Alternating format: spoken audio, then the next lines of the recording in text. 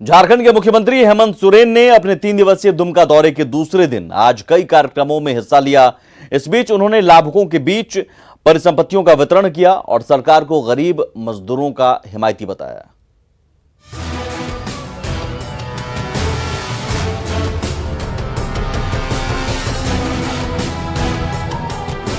दुमका और बेरमो विधानसभा सीट पर उपचुनाव की तारीखों की घोषणा से पहले ही सीएम हेमंत सोरेन ने उपचुनाव की तैयारियों का शंखनाद कर दिया है। 3 दिनों के दौरे पर दुमका पहुंचे सीएम ने अपनी यात्रा के दूसरे दिन सरकार आपके द्वार कार्यक्रम के तहत तूफानी दौरा किया। सबसे पहले उन्होंने दिशोम मांझी थान जाकर पूजा अर्चना की। इसके बाद मसलिया प्रखंड में 8 जगहों पर सरकार आपके द्वार कार्यक्रम में शिरकत की और साफ शब्दों में कह दिया कि अब इस राज्य में गरीबों वंचितों का हक कोई नहीं छीन सकता। क्यों छूट जाते हैं, कैसे छूट जाते हैं, बड़ा आश्चर्य की बात है। ऐसे गरीब कमजोर लोग, और हमने ये संकल्प लिया है अब इस राज्य में कोई भी वृद्ध कम से कम 60 साल की सभी बूढ़े बुजुर्गों को हम लोग पेंशन देने का काम करेंगे, कोई नहीं छूटेगा। और इस राज्य में जितनी महिलाएं हैं, जो विधवा महिलाएं हैं, किसी भी उम्र का, उसको भी सरकार सहायता राशि देगी, उसको भी पेंशन से शामिल करेगी।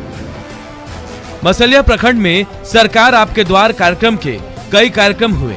इसमें सीएम ने 81 महिला समूहों में 81 लाख की परिसंपत्ति बांटी। किसी को राशन कार्ड तो किसी की पेंशन की समस्या दूर की।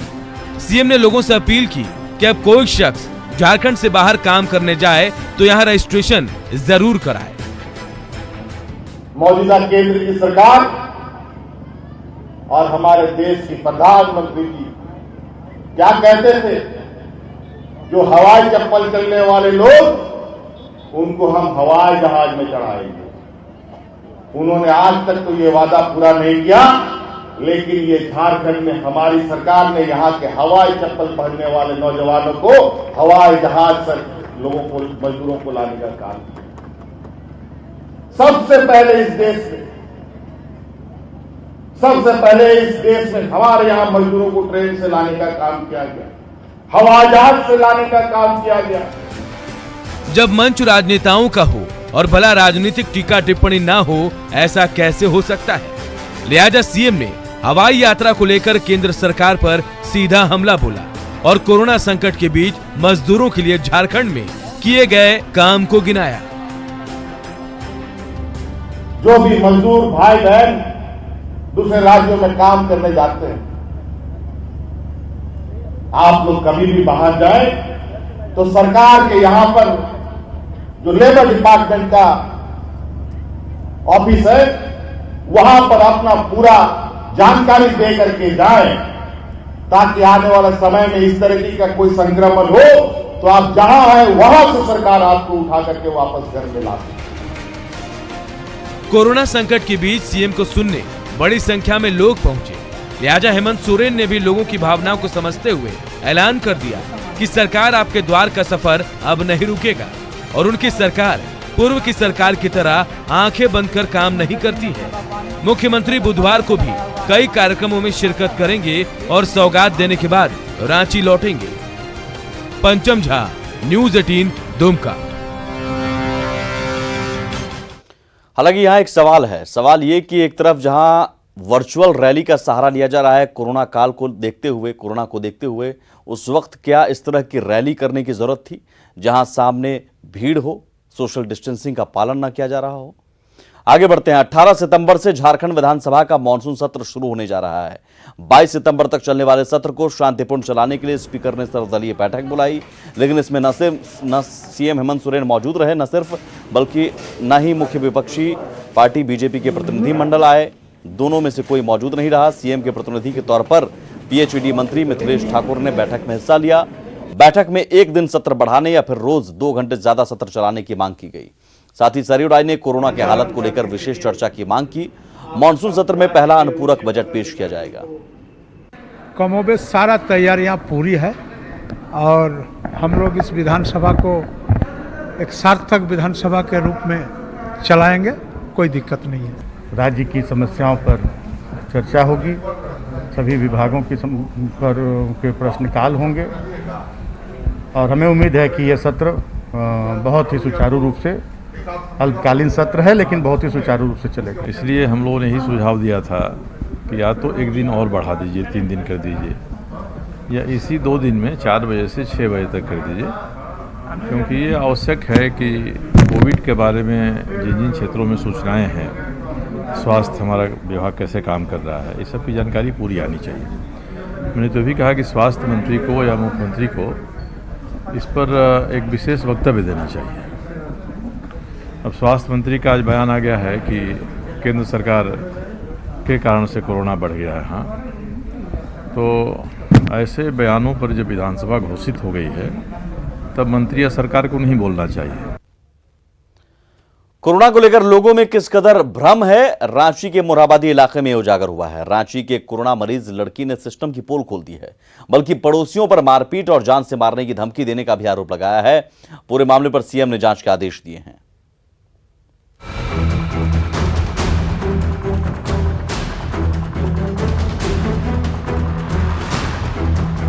रांची की एक कोरोना मरीज ने सिस्टम की पोल खोल दी है। पहले सिस्टम की शिकार और फिर पड़ोसियों के व्यवहार से परेशान लड़की ने फेसबुक लाइव कर सिस्टम की पोल खोल दी।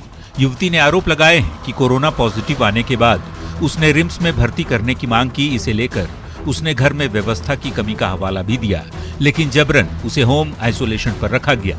इतना ही नहीं, प्रशासन द्वारा आगे की जांच निजी लैब से कराने को लेकर फॉर्म भी भरवाया गया। वहीं युवती ने प्रशासन पर घर को बैरिकेडिंग कर सील करने और उस पर पड़ोसियों के परेशान करने का भी आरोप लगाया गया। मेरे मोहल्ले के कुछ लोग, जिसका नाम है बबलू, महादेव, छोटू लोहरा और राजा लोहरा, ये सारे उसी दिन से जब से बैरिकेडिंग हुआ है हमारे पीछे पड़ गए हैं, हमें मारने की कोशिश कर रहे हैं। मैं पूछना चाहती हूँ सबसे, मैं पूछना चाहती हूँ कि क्या कोरोना एक ऐसा बीमारी है जिसपे लोग मारे आपको? उनका कहना है कि मैं कहीं से बीमारी लेकर के आई हूँ और मुझे जिंदा रहने का कोई हक नहीं है, मेरी फैमिली को जिंदा रहने का कोई हक नहीं। अगर वो हम लोग अगर जिंदा रहें तो पूरे मोहल्ले में हो जाएगा, पूरे मोहल्ले में सारे बच्चों को हो जाएगा, तो ये उनका कहना है। मोरहाबादी एरिया में रहने वाली इस युवती का आरोप है कि जब पड़ोसी परेशान करने लगे, मारपीट की धमकी देने लगे, बाहर से मदद नहीं पहुंचाने देने लगे, तो उसने प्रशासन से सुरक्षा की मांग की, डीसी से गुहार लगाई, मैसेज किया, लेकिन ना तो किसी तरह की मदद मिली, ना ही डीसी का मैसेज पर कोई रिस्पॉन्स ही मिला। उस दिन से लोग धमकी दे रहे हमें। मैं सबसे रिक्वेस्ट की, मैं डीसी सर से बोली, मैं सबको कही, लेकिन किसी ने कुछ नहीं सुना। कल रात में लोग आए हमारे मोहल्ले के, हमारे गेट पे पत्थर मारा। सारी व्यवस्था बहुत गंदी है, बहुत गंदी। सब लोग कोई भी सही तरीके से काम नहीं कर रहे। हालांकि पड़ोसियों ने धमकी देने और मारपीट करने के आरोपों को सिरे से खारिज किया है। ये लोग जब पेशेंट है तो पेशेंट जैसा रहना चाहिए ना, बाहर निकल जाते हैं लोग बार बार। नहीं, मारपीट तो ऐसे काहे करेगा, समझाया जा रहा है कि आप लोग घर में रहिए, जब आपको क्वारंटाइन है तो क्वारंटाइन में रहना चाहिए ना। सब फैसिलिटी तो उनको मिल ही रहा है, तो काहे बाहर निकल लिए। मरीज के घर वालों पर पड़ोसी होम क्वारंटीन के नियमों की अनदेखी करने का आरोप लगा रहे हैं, लेकिन युवती ने डंके की चोट पर सबूत दिखाने की चुनौती दी। क्वारंटाइन होने के बाद अगर हम लोग निकले होंगे, किसी के पास प्रूफ है तो हमें दे, और अगर नहीं है उसके बावजूद ऐसा हुआ है तो गलत है। कोरोना संक्रमित युवती के आरोप पर सीएम ने संज्ञान लिया है और ट्वीट कर रांची डीसी को पूरे मामले की जांच और परिवार को मदद पहुंचाने का निर्देश दिया है। लेकिन पूरी घटना न सिर्फ सिस्टम की पोल खोलती है, बल्कि कोरोना मरीज को लेकर लोगों की दकियानुसी सोच को भी उजागर कर दिया। जिसे लोगों की मॉरल सपोर्ट और मदद मिलनी चाहिए, उसे धमकियां मिल रही है। ओम प्रकाश, न्यूज़ 18, रांची। जमशेदपुर के एमजीएम अस्पताल का शर्मनाक चेहरा एक बार फिर सामने आया है, जहां एक मां अपनी बेटी के शव को घर ले जाने के लिए घंटों लोगों से मदद मांगती रही, लेकिन अस्पताल प्रबंधन की ओर से उसे कोई मदद नहीं की गई। उसे अस्पताल की ओर से एक एम्बुलेंस या शव वाहन नहीं मिला। महिला की बेटी के एमजीएम अस्पताल में इलाज के दौरान मौत हो गई। शव को घर ले जाने के लिए उसके पास पैसे नहीं थे। उसने अस्पताल प्रशासन से बार बार गुहार लगाई, लेकिन किसी ने उसकी मदद नहीं की। बाद में होमगार्ड के जवान उसकी मदद के लिए आगे आए। आखिरकार स्वास्थ्य मंत्री के प्रतिनिधियों ने शव को घर भेजने की व्यवस्था की। पैसा नहीं है?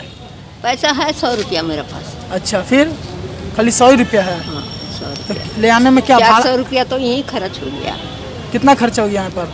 यहाँ 300 का क्या क्या चीज मंगा है, दवा 100 रुपया का टेम्पो भाड़ा करके। फिर आई हमारे ही पास आई, फिर रोने लगी, तो हम बोले ठीक है चलो, फिर लास्ट में देखते हैं अगर नहीं करेगा तो हम लोग चंदा करके देंगे, इनको भेजेंगे, ऐसे थोड़ी छोड़ देंगे इनको। किस लिए रो रही? इनका बेटी डेट कर गई है। एक तो ये बेचारी अकेले है, तो इसको नॉलेज भी नहीं है कि किससे क्या बात करना चाहिए था। तो मेरे नॉलेज में जैसे आया तो हम इनको तुरंत अपने तरफ से, मतलब विधायक फंड से, माननीय मंत्री जी का एक फंड है, तो उसकी तरफ से इनके लिए गाड़ी फ्री ऑफ कॉस्ट कर दी है और गाड़ी वाले को बोल दिया है वो बॉडी इनके घर तक लेके जाएगा। गुमला में अवैध संबंध मामले में 4 लोगों की हत्या से इलाके में सनसनी फैल गई। घटना रायडीह के डेरंगडीह की है, जहां एक महिला का किसी और के साथ प्रेम प्रसंग चल रहा था और उसका पति उसके रास्ते का कांटा बन रहा था। ग्रामीणों के मुताबिक सोमवार की रात उस महिला ने अपने पति को रास्ते से हमेशा के लिए हटाने के लिए अपने 2 प्रेमी को घर बुलाया था, जहां पर तीखी बहस के साथ झड़प हुई। इसी दौरान महिला ने अपने दोनों साथियों के साथ मिलकर पति की गला घोंटकर हत्या कर दी। तब तक घर के दूसरे लोग और गांव वाले भी वहां पहुंच गए थे। जैसे ही गांव वालों ने मरियानुस कुजूर का शव पड़ा देखा, लोग आक्रोशित हो गए और ग्रामीणों ने महिला और उसके दोनों साथियों को पकड़ लिया। लाठी डंडे से पीट कर तीनों की हत्या कर दी। पुलिस को इस हत्याकांड की खबर मिलते ही मौके पर पहुंची। संदेह के आधार पर कुछ लोगों को हिरासत में लिया गया है। जांच के दौरान पुलिस ने एक बाइक भी जंगल से बरामद किया है। हम लोग गांव वाले सब मिलके मारे हैं। क्यों मारे हैं कि मेरा भाई का हत्या करेंगे, होली इसको छोड़ के क्या करेंगे? किसका हाथ है? किसका? मेरा भाभी का। तो क्या उनसे क्या संबंध था उनका? कुछ अफेयर चल रहा था। गांव में 4 आदमी का हत्या का खबर प्राप्त हुआ है। इस पे पीओ आ गया है, पीओ पे देख लिया है। ये बेसिकली इलीगल रिलेशन के कारण होने का संभावना है। इसमें मरियानुस कुजूर करके एक व्यक्ति को बाहर से आया हुआ 2 लड़का मारा। यही इनका रिलेटिव जब देखा और लोगों को शक हुआ कि इनका पत्नी बुलाया है उन लोगों को, उसी शक पर इनका रिलेटिव लोग वो 2 लड़का लोगों और उनका पत्नी को मारा है। सीधी नियुक्ति की मांग पर अड़े सहायक पुलिसकर्मी अब मांगे नहीं पूरी होने पर आत्मदाह की धमकी दे रहे हैं। आरक्षी पद पर बहाली की मांग को लेकर रांची में 4 दिनों से डटे सहायक पुलिसकर्मियों की सरकार के साथ बातचीत विफल हो चुकी है, लेकिन ये पीछे हटने को तैयार नहीं और ना ही घर जाना चाहते हैं। सरकार से ये लोग सिर्फ और सिर्फ नियुक्ति पत्र की मांग कर रहे हैं, नहीं तो ये लोग घर नहीं जाएंगे। 3 साल पहले नियुक्ति हुए सहायक पुलिसकर्मी पूर्व की सरकार के वादे के मुताबिक 11 जिलों के 2269 सहायक पुलिसकर्मी अब आरक्षी पद पर सीधी भर्ती की मांग पर अड़े हैं। गाड़ी मोराबादी में है। हमारे पास अब बचा कुछ नहीं है, पैसा भी खत्म हो गया, भूख प्यास से मरेंगे हम लोग। सरकार जब तक हमारी मांग को नहीं मानती है, सरकार अगर हमको अस्थायी नहीं करती है, जिला बल में अगर नहीं करती है, तो हम लोग मर जाएंगे यहाँ से, लेकिन हम वापस नहीं जाएंगे। मरना पसंद है सर, मर जाएंगे, इसी ग्राउंड में मरेंगे। हमारी लाश यहाँ से जाएगी, हमारी बॉडी डेड बॉडी जाएगी, हम जिंदा नहीं जाएंगे। जिंदा जब ही जाएंगे जब हमारे हाथ में नियुक्ति पत्र हो, सरकार कहे कि आपको हम जिला वाले में इतना दिन के अंदर आपको क्लियर कर दे रहे हैं, नहीं तो हम मर जाएंगे सर। सभी को हम लोग मर जाएंगे, आत्मदाह कर लेंगे सर। और इसी के साथ इस बुलेटिन में इतना ही, लेकिन आगे भी खबरों का सिलसिला लगातार जारी है।